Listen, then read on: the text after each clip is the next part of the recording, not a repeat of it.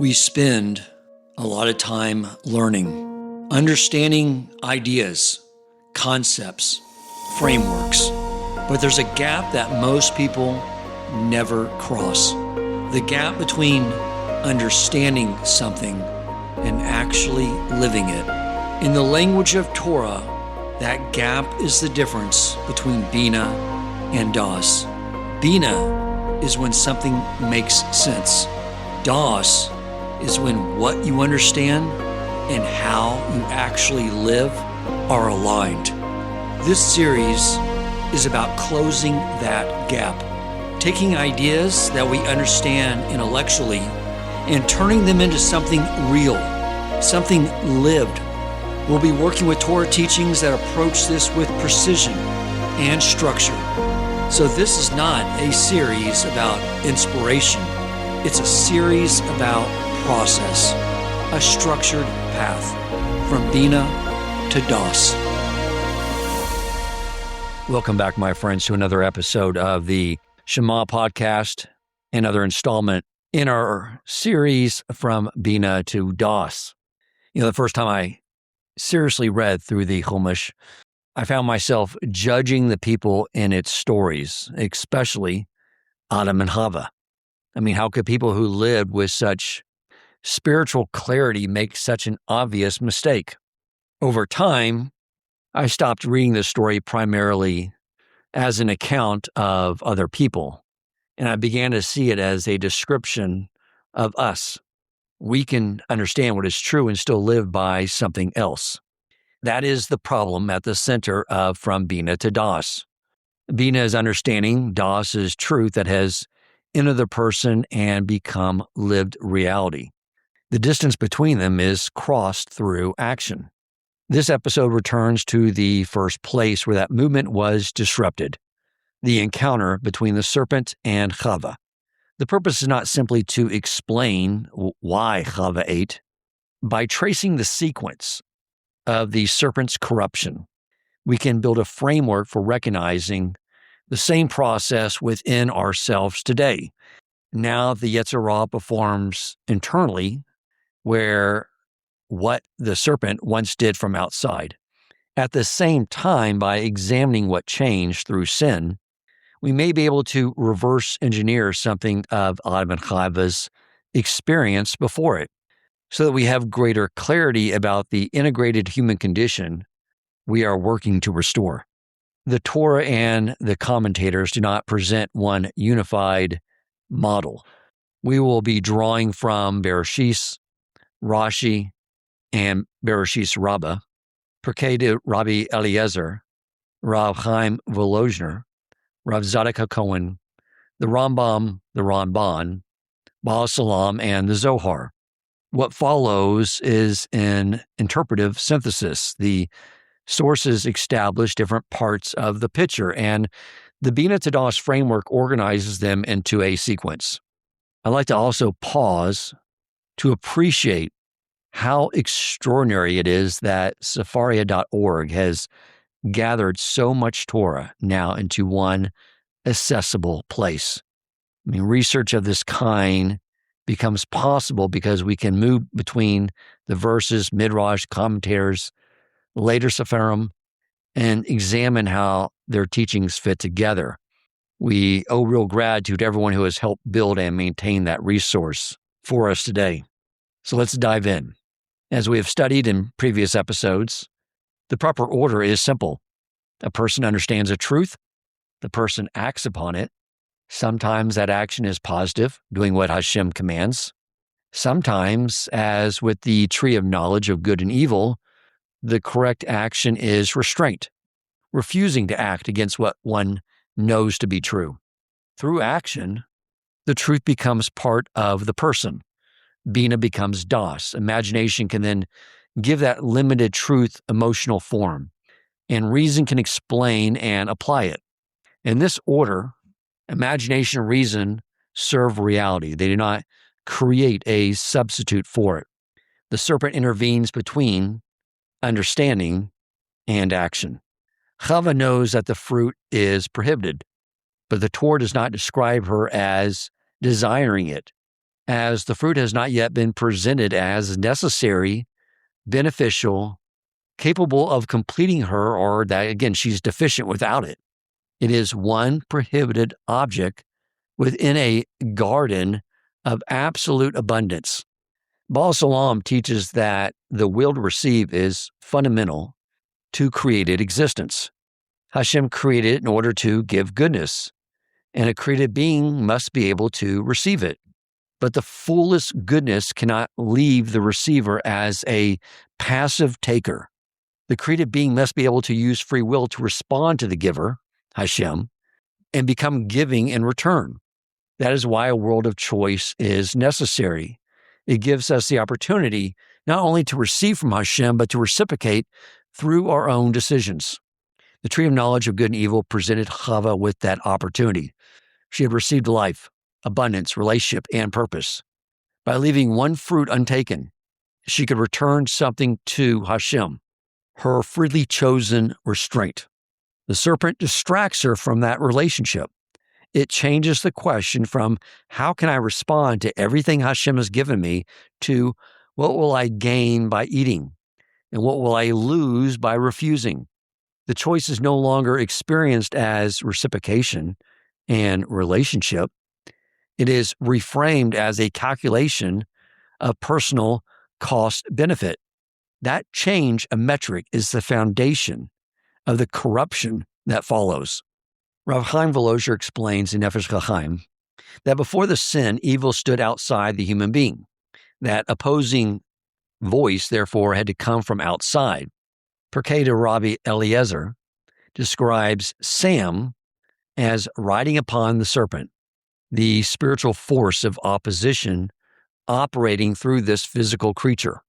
Now, I am abbreviating intentionally the name, as my dear friend Rabbi Yokov Cohen explained to never pronounce such names of such entities in full, as it can draw those entities towards you. But the entity Sam that I am referring to provide some context, is the same guardian angel of Esau that Yaakov wrestled with at a later point in history. So the serpent does not begin by commanding rebellion to Hashem. What it does is it changes how Chava experiences that choice. As we follow its words, 9 distinct steps will unfold. Each one moves her further from the truth she knows and closer to an alternate reality that she will eventually embody through action. The first step is a shift in attention. The serpent asks, did Hashem really say that you may not eat from any tree of the garden? That, of course, is not what Hashem said. Adam and Chava may eat from every tree except one. Yet the question places the restriction at the center and allows the abundance of the garden to sort of recede into the backdrop. This is the first movement in the corruption. Attention is shifted from all that has been given to the one thing that has been withheld. The fruit has not yet become desirable. It's just now that the boundary of what is prohibited has become the defining feature of her relationship with Hashem.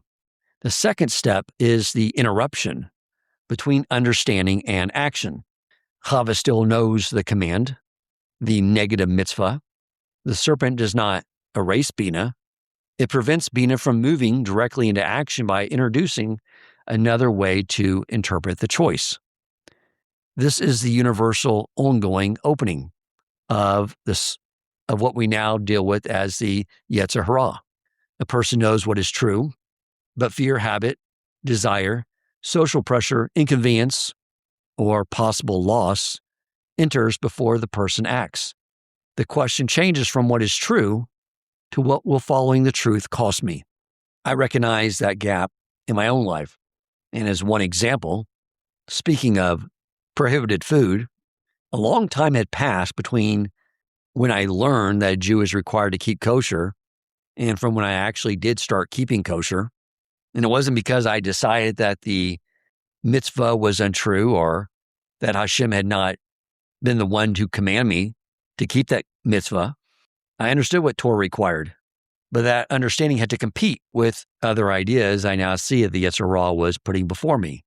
It had to compete with the foods and restaurants I had enjoyed, the effect upon my family, the work of koshering my kitchen and getting new dishes and cookware, and just the overall larger question of how much my life I was prepared to change. Bina was present, but my actions still embodied the life I had been living because I was framing the choice as not a way to fulfill my creator's will to reciprocate, but because I was doing my own cost-benefit analysis on whether or not it would benefit me. And of course, I still do that today, just with other things outside of kosher. It is our ongoing challenge. It is clearly the deceptive trick of the yetzer hara. The third step is the introduction of a competing account of reality. The serpent says, "You will not surely die," which is what Hashem told Adam would happen if they ate from the tree of knowledge of good and evil. Now Hashem's word is no longer the only account before Chava. Another possibility has been placed beside it. The serpent then, and the yetzer hara with us today, does not need to prove that the truth is false. It may be just enough to make the alternative seem possible. Perhaps the consequence is exaggerated. Perhaps this case is different. Perhaps the rule does not fully apply here or apply to me. Once truth becomes one consideration among many, it loses its power to govern action. The fourth step is that the mitzvah is reframed as deprivation. The serpent continues and says, "For God knows that on the day you eat from it, your eyes will be opened, and you will be like Elohim, knowing good and evil." Rashi, drawing upon Bereshit Rabbah, explains that the serpent portrays Hashem as withholding a capacity that he himself possesses. Now, most people today do not consciously believe that Hashem is competing with them. It's just that the universal mechanism is more subtle within a particular decision. Hashem's will begins to feel opposed to something the person believes is necessary for their security or success or dignity, relationship, or some type of other fulfillment. A person offered a major business opportunity that requires violating Shabbos may believe fully in Hashem and his directions to keep Shabbos, yet the opportunity may come to represent income, advancement, or the ability to support a family. That opportunity then appears to be the source of security instead of Hashem, while Shabbos appears to stand in the way. That is the serpent's, or the yetzer hara's, reframing. The prohibited path is presented as the path toward the person's good, and obedience appears to require deprivation. In Chava's case, the fruit is made to appear as though it contains the growth that this mitzvah denies her. The fifth step is that imagination projects a future. The serpent gives Chava something to picture: opened eyes, expanded knowledge, and a more powerful self. None of this has been lived or verified. It exists first as an image. Rav Zadok Cohen identifies Dimyon, or imagination, as central to the serpent's corruption. Applied to the sequence of the verses, imagination has moved ahead of action and ahead of das. Instead of giving form to a truth already lived, it projects an unverified future and makes that future emotionally present. The sixth step is that desire attaches to the image. Only after the serpent has supplied this interpretation does the Torah say that Chava saw the tree as good for food, desirable to the eyes, and a means to wisdom. The order matters. The promised future comes before the stated desire. The fruit now represents more than taste. It represents pleasure, wisdom, growth, and self-direction. Desire attaches not merely to the object, but to the future the object appears to promise. The seventh step is that reason begins to serve desire. The Torah does not record Chava's internal monologue, so we should not pretend to know every thought she had. However, what the verse shows is that the serpent had already supplied an alternative account of the consequence, Hashem's motive, and the fruit's benefit. Reason can now operate inside that frame. It no longer asks what is true and how to apply it. It asks how the desired path can be defended. Reason has become the attorney for imagined benefit. The eighth step is that perception changes. The tree was present before the serpent spoke. What changes is how Chava sees it. The prohibited and unnecessary object now appears good, beautiful, and capable of completing her. This suggests that perception is not always the beginning of the process. An interpretation enters, imagination gives it form, desire attaches, and reason makes it plausible. Then the object itself appears different. The fruit does not prove the serpent's story. The story changes the appearance of the fruit. The ninth and final step is action. The Torah says, she took from its fruit and ate. The alternate account is no longer only imagined. It enters the body and becomes lived experience. Had Chava refrained, that restraint would itself have been the action through which Bina became Das. It would have embodied the truth she understood. Her completion cannot be separated from Hashem. Instead, eating embodies the serpent's account. The fruit will complete me, and Hashem's command stands between me and my good. This is corrupted Das. The problem is no longer that Bina failed to become lived truth. A competing reality has been integrated through action. The person can now know one thing intellectually while feeling and living another. The proper order is Bina, action, Das, imagination, and reason. The corrupted order is different.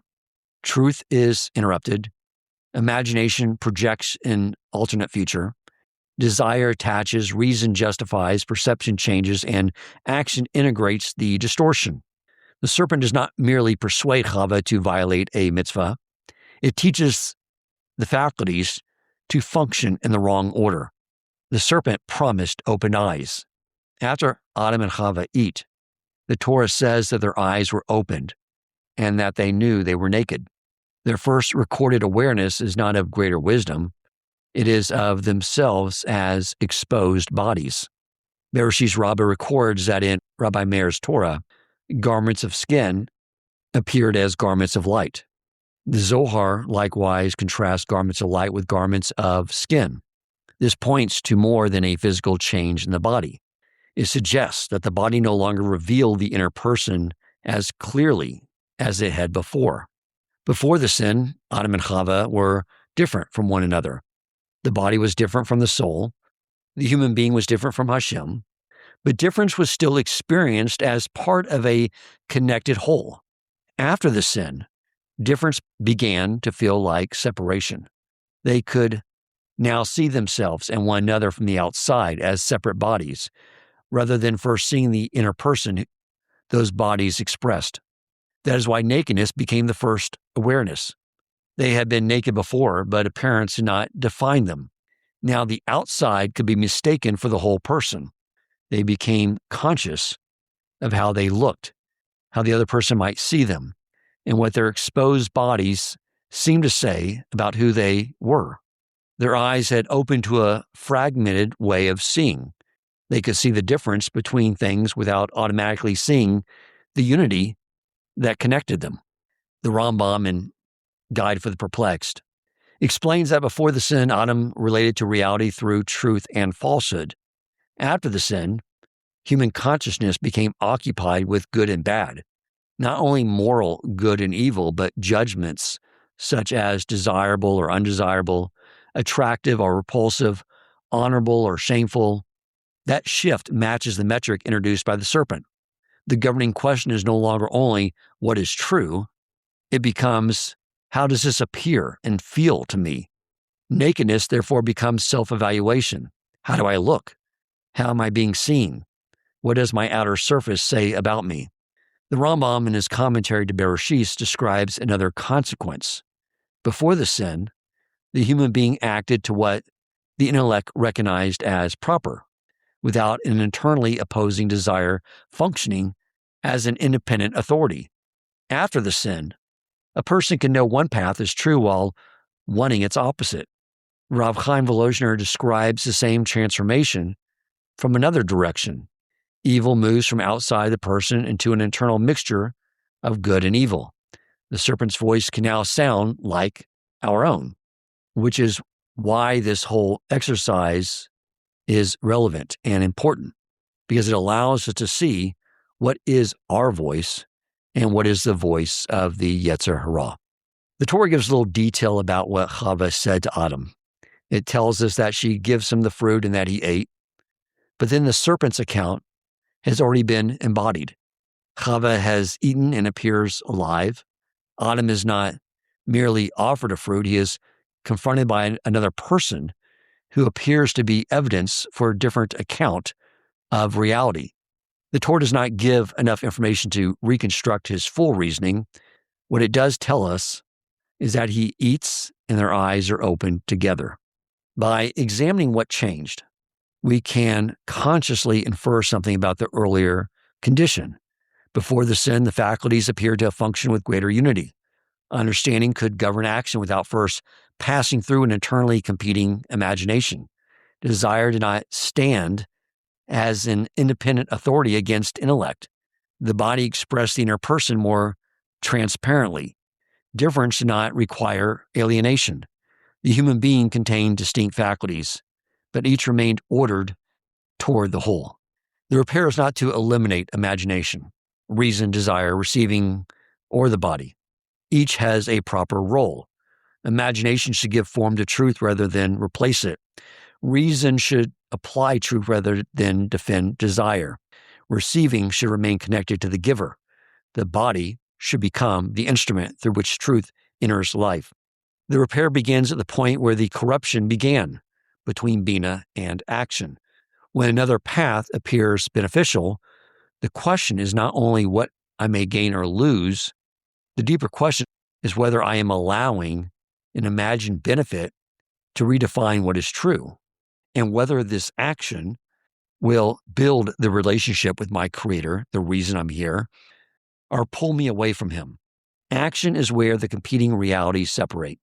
By acting upon what we understand, especially when another option appears more attractive, Bina becomes Das. The serpent promised Chava that the fruit would enlarge her. It made the gift appear separate from the giver, from Hashem, and the command appear opposed to her good.